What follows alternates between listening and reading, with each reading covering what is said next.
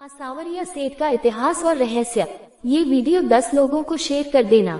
राजस्थान की धरती हमेशा से देवी देवताओं, संतों और महात्माओं की भूमि रही है। यहाँ हर मंदिर की एक अनोखी कथा, इतिहास और आध्यात्मिक रहस्य छिपा होता है। ऐसे ही एक अद्भुत और चमत्कारी मंदिर है सांवरिया सेठ का, जो भक्तों के लिए केवल भगवान कृष्ण का मंदिर नहीं, बल्कि आस्था, चमत्कार और धन संपत्ति की वर्षा का केंद्र भी है। सांवरिया सेठ को धन और समृद्धि देने वाले भगवान के रूप में पूजा जाता है।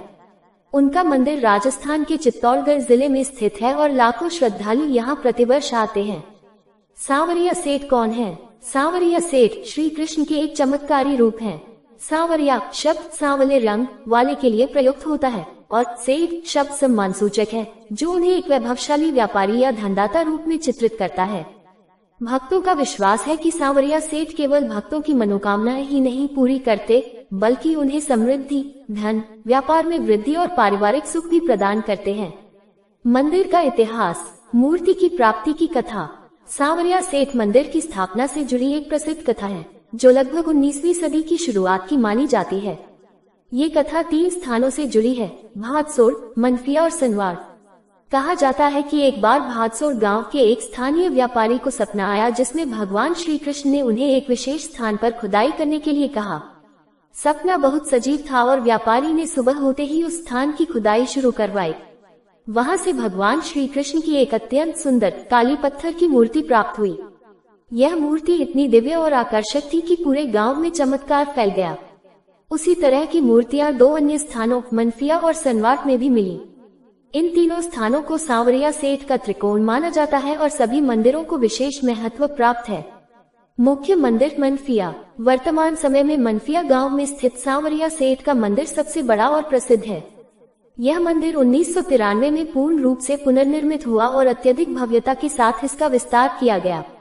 यह मंदिर आज एक तीर्थ के रूप में जाना जाता है, जिसे नया द्वारका भी कहा जाता है। मंदिर की विशेषताएं। 1. काले पत्थर की मूर्ति। सांवरिया सेठ की मूर्ति काले पत्थर की बनी हुई है और उसमें अत्यंत गहरी आभा है। उनके चेहरे पर मुस्कान और नेत्रों में करुणा की झलक है। 2. वित्तीय दाता। यह मंदिर भारत का पहला ऐसा मंदिर है जहां लोग भगवान को चिट्ठी और चेक के माध्यम से दान देते हैं। कई भक्त उन्हें अपना व्यावसायिक साझेदार मानते हैं और मुनाफा होने पर उनका हिस्सा चढ़ाते हैं। 3. 24 घंटे खुला मंदिर। यह मंदिर 24/7 खुला रहता है। ऐसा बहुत कम मंदिरों में होता है। भक्त दिन रात यहाँ आ सकते हैं। 4. सांवरिया सेठ का खाता। यहाँ भक्त सांवरिया सेठ के नाम से खाता खोलते हैं, जहाँ वो नियमित रूप से दान करते हैं, जैसे किसी बैंक में निवेश कर रहे हों। 5. भव्य मेले और आयोजन। हर पूर्णिमा पर यहाँ विशाल मेला लगता है और रथ यात्रा, भजन संध्या, प्रसादी आदि कार्यक्रम होते हैं। सांवरिया सेठ से जुड़ी मान्यताएं और रहस्य। 1. चमत्कारी सपने। बहुत से लोगों का कहना है कि उन्हें सांवरिया सेठ सपने में दर्शन देते हैं और रास्ता दिखाते हैं, जैसे व्यापार में निवेश, कोई निर्णय, बीमारी का समाधान आदि। भक्त इसे ईश्वर की कृपा मानते हैं। 2. मनोकामना पूर्ति। कहा जाता है कि जो भी व्यक्ति सच्चे मन से सांवरिया सेठ से प्रार्थना करता है, उसकी हर मनोकामना पूरी होती है। चाहे वह विवाह की समस्या हो, नौकरी, संतान सुख या आर्थिक कठिनाई, सांवरिया सेठ हर पीड़ा का हल देते हैं। 3. धन का आगमन। बहुत से व्यापारियों का कहना है कि जब भी उन्होंने आर्थिक संकट में सांवरिया सेठ से मदद मांगी, उन्हें अप्रत्याशित रूप से धन की प्राप्ति हुई। किसी पुराने उधार की वसूली, अचानक ऑर्डर मिलना, व्यापार में लाभ आदि। 4. सांवरिया सेठ को लिखा गया पत्र।